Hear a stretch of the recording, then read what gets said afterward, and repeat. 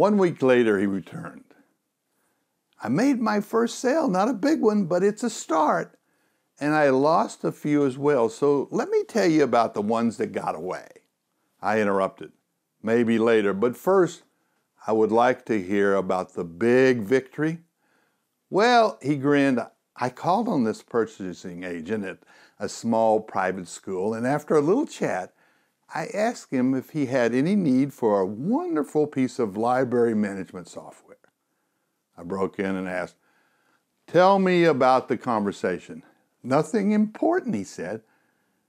"Let me tell you about how I use questions like you suggested last time."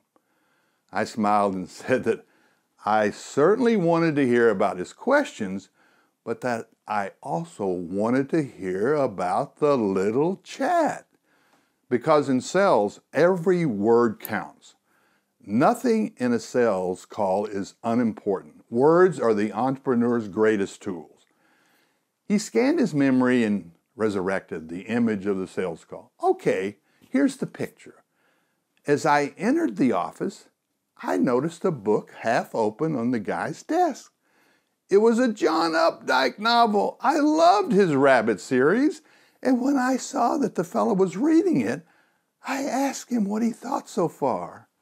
He became excited as he told me that he loved it and that John Updike was, in his opinion, the finest contemporary writer in America.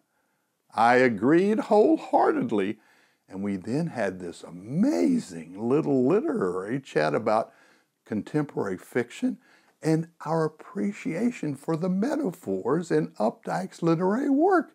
We could have swapped stories for hours. Okay, I said.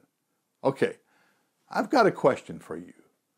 When you finished chatting, is that when you started your sales call?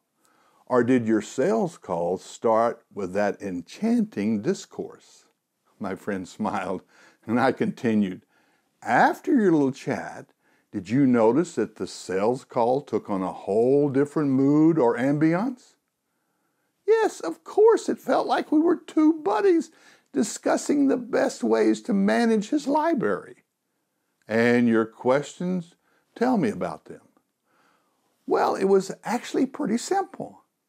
I just asked him what kind of software would make his life easier in managing the library. I did you proud.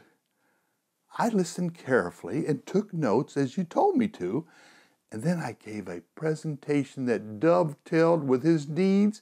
I emphasized the benefits of our product in relationship to what he said he wanted, and it worked. He loved the presentation and bought the software package. Then I asked, and in the sales calls that didn't end in a similar victorious manner, did you have a little chat first? No, he said. Good. Use the CAPs, the CAPs. Chat first, ask questions second, present third. One day later, he texts me. What if they don't have a half-open book of Updike on their desk? I laughed and texted back, there's the rub. Welcome to the acting, art, and magic of selling. Create the book. Look, listen, and feel. Find the link.